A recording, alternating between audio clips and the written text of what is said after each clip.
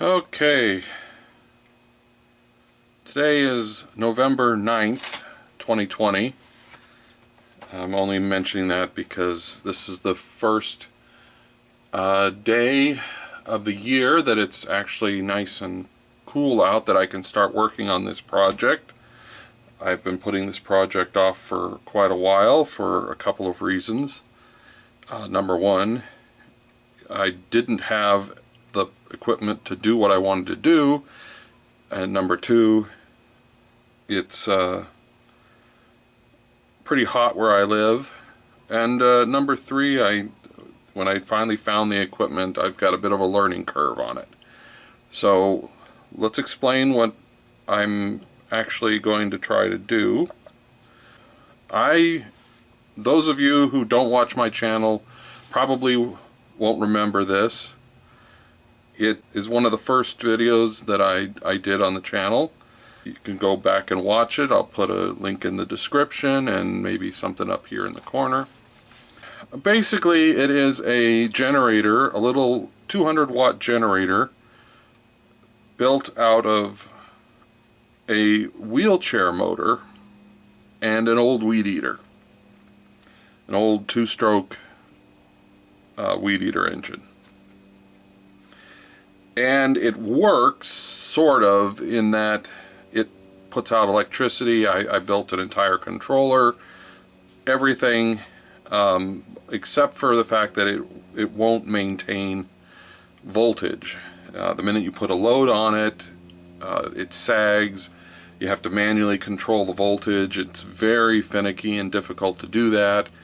I did some research on trying to come up with some way to make or even buy some kind of governor for this, and the long story short is that any governor or governing equipment that I could find would have cost almost as much as buying a brand new generator. As much as I'm doing this mostly just to do it, I'm trying to keep the cost down as much as I can. I mean, I don't want to spend hundreds of dollars on something that I'm probably not going to have much of a use for. I'm just doing this because. The biggest problem was finding a genset.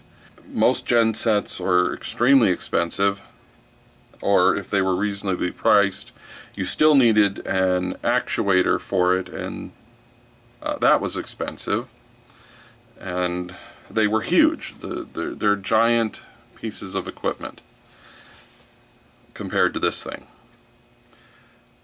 Nobody makes anything off the shelf for this specific type of deal, because it's a DC generator. It doesn't really work the same way as a normal AC generator, and getting the feedback from the engine would require either sensing the RPM, or in this case I'm going to sense the voltage. Equipment that I got, the thing that I finally found, because I mean, I know you can do this with something like an Arduino or a Raspberry Pi, or I don't know, whatever else. I found something called a Pololu, and this is basically a microcontroller, kind of like a miniature little Arduino type thing for RC stuff, or anything you want to control with actuators. You use a USB interface, and you have a programming language, which I'm going to have to learn. And there is, as far as I know, there's one other video of someone using one of these to make something similar to this. But the guy put up one video. It's only a minute or two long. There's no explanation of what he's doing or how he's doing it. And there's no follow-up video as to what he did. So I'm not even going to link to it because it's completely useless. It doesn't even tell what the equipment is, I think, that he did it. So I have an RC actuator. This came out of a foamy that I crashed a long time ago. If this isn't powerful enough, I have a much bigger one. I have this, which is a voltage sense, and it can go up to 25 volts. Basically, it takes 25 volts in max, and it converts that to 5 volts or below, so that it'll work with equipment like this or Arduinos. So ideally what will happen is I'll take the voltage coming off of this, it'll go into that, and then it will sense the voltage, report to the Pololu, and then the actuator will control the throttle. I will be doing none of that today, because the first order of business is I need to build some kind of way of mounting the actuator so that it can control the throttle. So I'm going to get started on that. I'm going to stop the video while I go round up whatever I've got in the shop to try and make something, and we'll be back in a second. So way back when I moved into this house, the former owner of the shed left behind a pile of aluminum bus bar. He was an electrician, and he left tons of this stuff, and I've been in my house for 25 years and I'm still finding uses for it. So what I'm going to do is I'm going to build a bracket, kind of a Z-shaped bracket that will go from here up and over, so that the actuator will be mounted like this, and then it will use a length of this actuator rod, whatever it is, from RC planes, and that will control the throttle. So I'll have to move. I'm going to have to get the camera set up in some other place, and we'll get to it. So the first order of business is we're going to bend this piece of aluminum, and then I'll have to do some measurements, and we'll bend it in the other direction.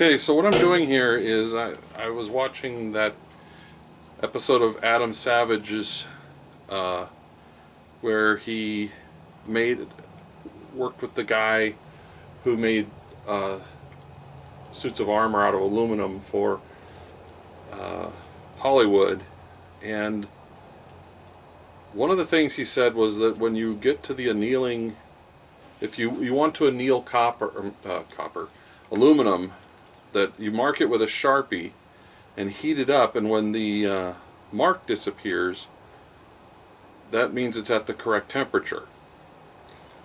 And so then the next thing you do is you got to let it cool slowly, and ow, now it's getting hot. So I will come back when this is cooled off, and then it should actually be easy to bend. Alright, let's see how well that worked.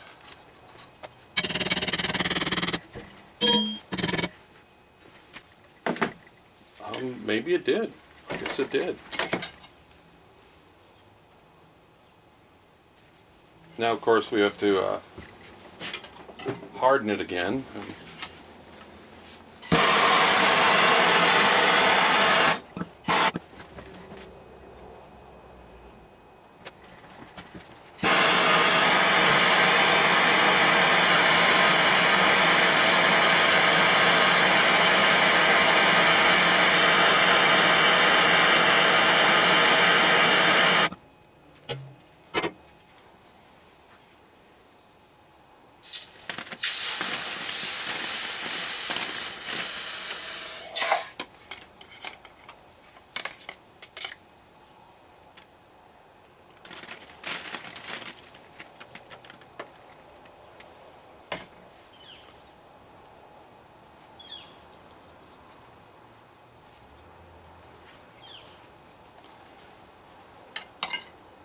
Alright, well, let's move this. Okay. Many of you who don't watch my channel will probably not remember when I built this. So what I've done is I have scribed in a mark, and this will be where I put the actuator, but there's enough room in case I have to use the larger one.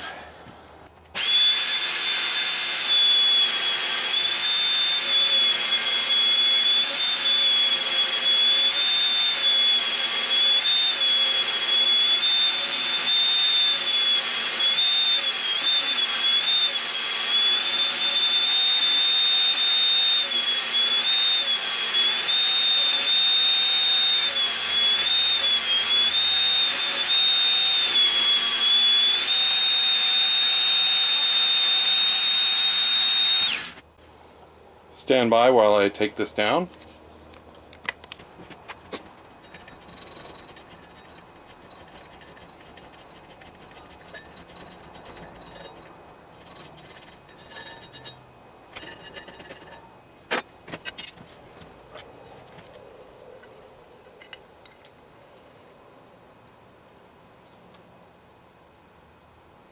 So that's how it's going to fit.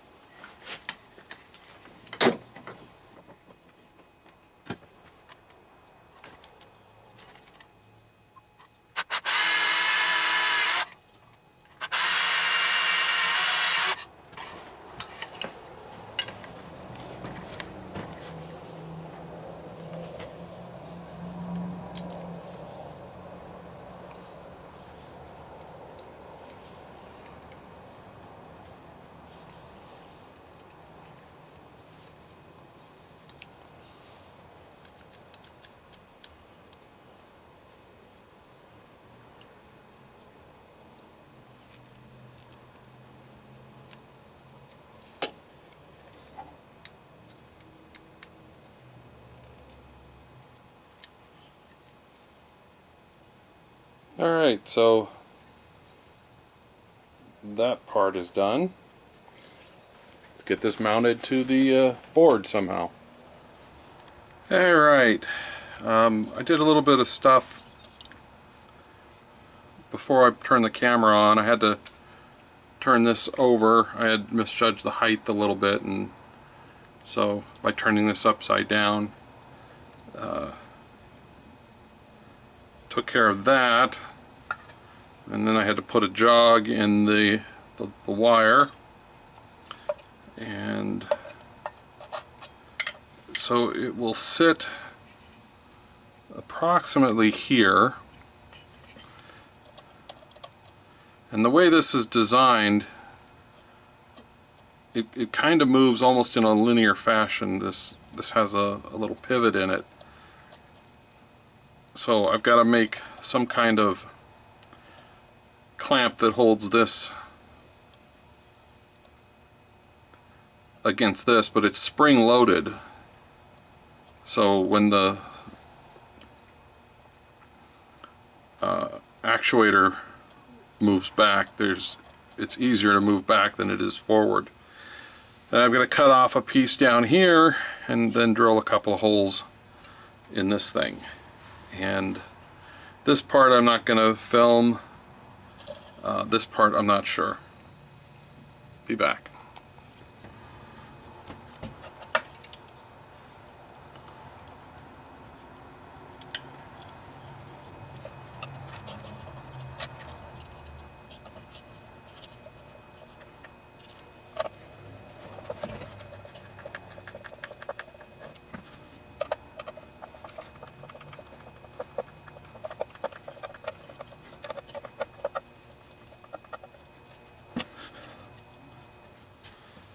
Alright, so that leaves coming up with something for securing this.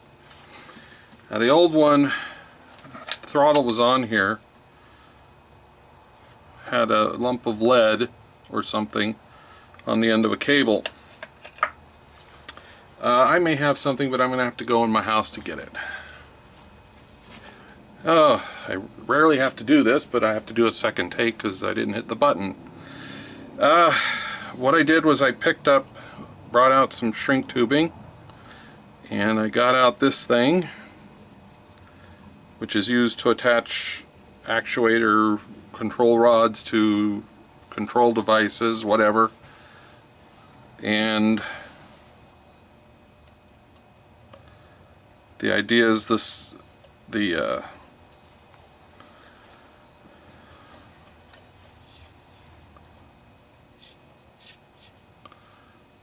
shrink tubing will keep this from popping out of this little connector on here, and then this goes on the edge,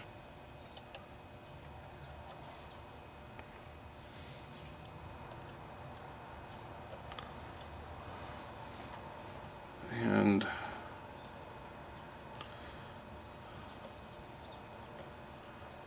you tighten that down,